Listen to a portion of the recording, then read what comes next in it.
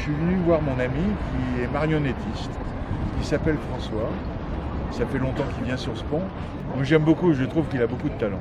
Comme c'est les fables de La Fontaine, si on regarde que les marionnettes et on oublie François, on est vraiment comme dans un dessin animé, comme dans un film. Il faut être un peu plus près. Un été, il y a à peu près 2-3 ans, je lui avais acheté des petites chaises pour que les enfants se mettent autour comme un petit théâtre. Il était très content.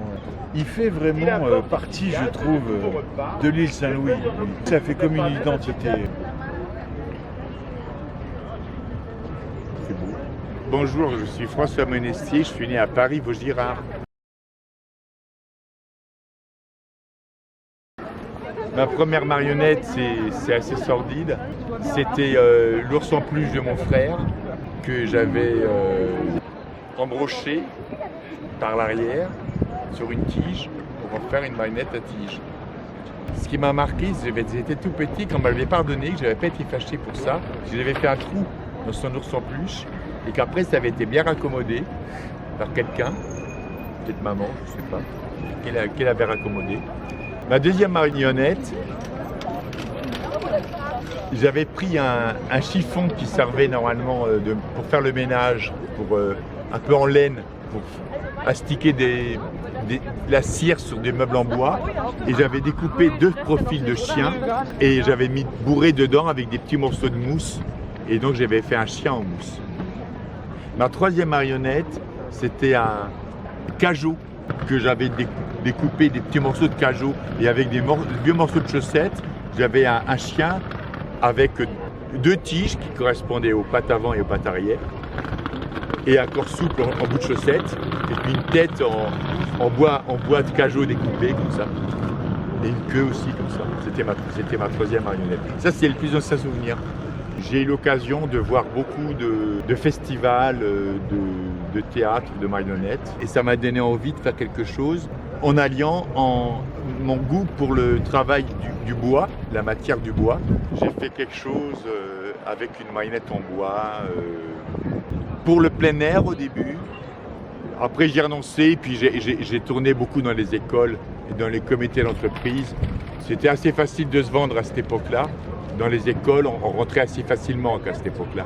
C'était pas doublement sécurisé comme aujourd'hui, les écoles.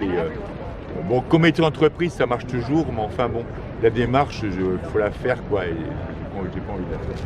Comme je ne m'étais pas renouvelé trop avec ces premières marionnettes en bois, j'étais en bout de course et j'arrivais pas à trouver un développement, un objectif. Donc j'ai arrêté pendant de longues années.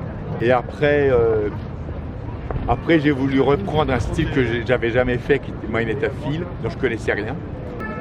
Et donc j'ai commencé à bricoler avec un harmonica, et je chantais des chansons plutôt rock avec une marionnette et un harmonica. C'est ça que j'ai commencé à jouer dans la rue, avec de l'assiduité. Ça c'était sympa, c'était comme mon premier spectacle, et c'était assez. Ça ne s'appuyait pas sur une œuvre textuelle. Je voulais un texte, je voulais un fil directeur, un texte. Donc j'ai cherché un texte qui puisse mettre en scène des animaux. Et chez moi, il se trouve que j'avais un recueil de fables choisies de La Fontaine. J'ai regardé, je me faisais une idée sur La Fontaine. Bon, j'avais ce livre, mais en fait je ne l'avais jamais lu. Bien illustré en plus par Thierry Znak, un tchèque. Et donc je me suis dit, c'est exactement ce qu'il me faut, ça.